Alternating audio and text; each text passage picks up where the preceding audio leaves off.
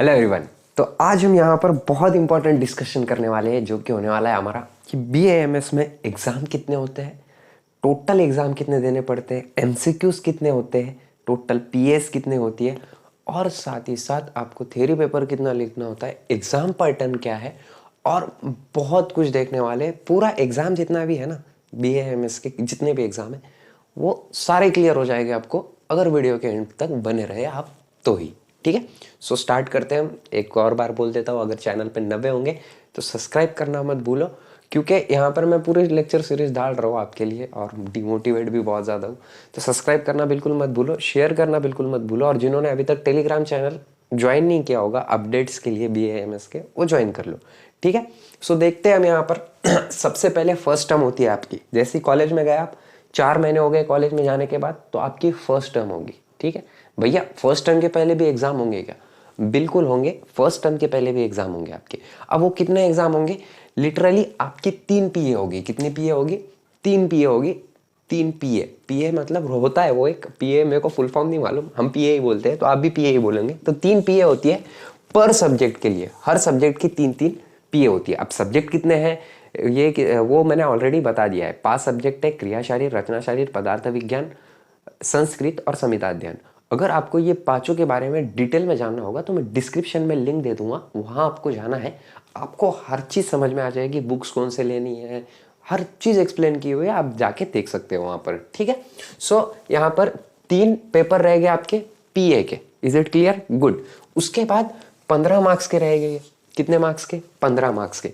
First term के पहले की बात हर सब्जेक्ट के 3 PA हो गए। ठीक है, और आप अब पूछोगे चीटिंग होती है क्या भैया? तो थोड़ी बहुत चीटिंग यहाँ पर चल जाती है, इफ एंड बट MCQs रहे आपको तो। ठीक है, अगर MCQs रहे आपको तो जम जाएगा। लेकिन कोई कोई टीचर SCQ फॉर्मेट में भी लेता है, 3 SCQ डाल देगा। SCQ मतलब क्या होता है?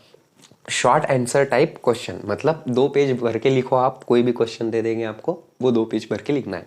तो यहाँ पर 15 मार्क्स की रहती है। और पासिंग कितने पे रहेगी इसकी? 7 मार्क पे। कितने मार्क पे? 7 मार्क पे। ठीक है, गुड। 50% पे पासिंग होती है आपकी, 50% पे आपकी पासिंग यहाँ पर होती है। उसके बाद थेरी, फर्स्ट टर्म की थेरी। अब यहाँ पर 5 सब्जेक्ट है और हर सब्जेक्ट के 3 है, तो कितने हुए? 15 PA आपको फर्स्ट टर्म के पहले दे देने। आपको मजाक लग रहा होगा, लेकिन मजाक नहीं है, बहुत ज़्यादा पढ़ाई करनी पड़ेगी आपको। ठीक है, चलो कोई नहीं। उसके बाद थेरी में क्या क्या है भैया? फर्स्ट टर्म में थेरी में सिर्फ एक ही पेपर होगा। कितना? सिर्फ एक। ठीक है, हर सब्जेक्ट का एक एक पेपर। तो ये कितने मार्क्स का रहेगा? पेपर पैटर्न क्या रहेगा इसका? तो पर सब्जेक्ट को 100 मार्क्स रहेंगे, 3 घंटे में आपको सॉल्व करना पड़ेगा। MCQs आपको 20 मिनट दिए जाएंगे, 20 मिनट दिए जाएंगे। ठीक है, तो वो 20 मार्क्स के रहेगी। कितने मार्क्स के? 20 मार्क के, और इसमें 20 क्वेश्चन आएंगे। Okay, 20 question. गुड। उसके बाद LAQ कितने रहेंगे भैया? तो LAQ इसमें 4 रहेंगे। LAQ मतलब long answer type question, 10 mark content करेंगे, 10 मार्क। ठीक है, इसमें पेपर कैसा बनाना है, पेपर कैसा लिखना है, वो भी अगर आपको डिटेल में चाहिए होगा तो मैं डिटेल में बना के दूंगा आपको वीडियो कि पेपर कैसे लिखना है आपने अच्छे से, श्लोक कहाँ पर डालने कहाँ पर नहीं डालने, तो मेरे को कमेंट सेक्शन में वो बता दो। ठीक है, तो यहाँ पर समझ में आ गया आपको, 10 मार्क रहेगा। और SAQ कितने रहेंगे यहाँ पर? 4। तो वो कितने मार्क के? 8 रहेंगे SAQ, और वो 5 मार्क के रहेंगे। मतलब SAQ 5 मार्क के रहेंगे, वो 40 मार्क, ये 40 मार्क और ये 20 मार्क। कितने हो गए? 100 मार्क। 100 मार्क में से पासिंग कितने पे है भैया? तो 50 मार्क पे, 50 मार्क पे आपकी पासिंग होगी। कितने मार्क पे? 50 मार्क पे। Okay, good. फर्स्ट टर्म खत्म हो गया आपका। फर्स्ट टर्म में अगर आप पास हो गए तो चलो बहुत अच्छी बात है, नहीं भी हुए तो कोई दिक्कत नहीं है। मैं यहाँ पर 4 सब्जेक्ट फेल था। कितने? 4। सिर्फ फिजियोलॉजी में पास था, कोई दिक्कत नहीं होती है। ठीक है, बट ऐसे नहीं कि आप पढ़ाई मत करो, जाके पढ़ाई करो, थोड़ी बहुत पासिंग पूर्ता करो यार एटलीस्ट। ठीक है, उसके बाद टर्म से मैं नहीं बोल रहा आपको कि बहुत ज़्यादा पढ़ाई कर लो, आप ये कर लो वो कर लो, पासिंग पूर्ता पढ़ाई करो। मैं खुद पासिंग पूर्ति पढ़ाई करता हूँ, सेकंड ईयर में भी वही करने वाला है, थर्ड ईयर में भी वही करने वाला है। ठीक है, गुड। उसके बाद टर्म सेकंड में पर सब्जेक्ट PA, जैसा फर्स्ट टर्म का हुआ वैसे सेकंड टर्म का होगा कि 3 PA रहेगी पर सब्जेक्ट की। इसके लिए टाइम कितना है? तो इसके लिए 6 महीने दिए जाते हैं कॉलेजेस में, क्योंकि सेकंड टर्म का सिलेबस बहुत ज़्यादा वास्ट है। ठीक है, 6 महीने। तो 3 पेपर हो गए पर सब्जेक्ट। कितने हुए? 15 हुए। 15 मार्क्स के रहेंगे ये। पेपर पैटर्न MCQ या फिर SAQ। MCQs हुआ तो आपकी मौज ही मौज, और SAQ हुआ तो कोई कोई प्रोफेसर कैसे रहते हैं कि उनको पता रहता है MCQs में चीटिंग होने के चांसेस है, तो वो SAQ डालते हैं। ठीक है, ठीक है, उसके बाद देख लेते हैं हम ओनली 1 पेपर पर सब्जेक्ट 100 मार्क। ठीक है, सेकंड टर्म का वैसे ही है, 50 पे पासिंग, इस पे 60 पे पासिंग।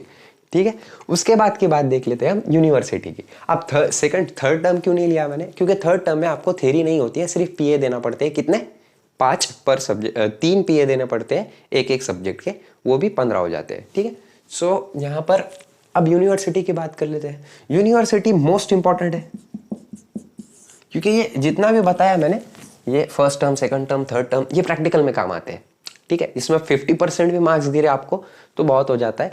15 मार्क्स, 30 मार्क का टोटल होता है उसका, 30 मार्क का, और 30 मार्क में से आपको 15% लेने होते हैं, 15 मार्क्स लेने होते हैं 30 मार्क्स में से।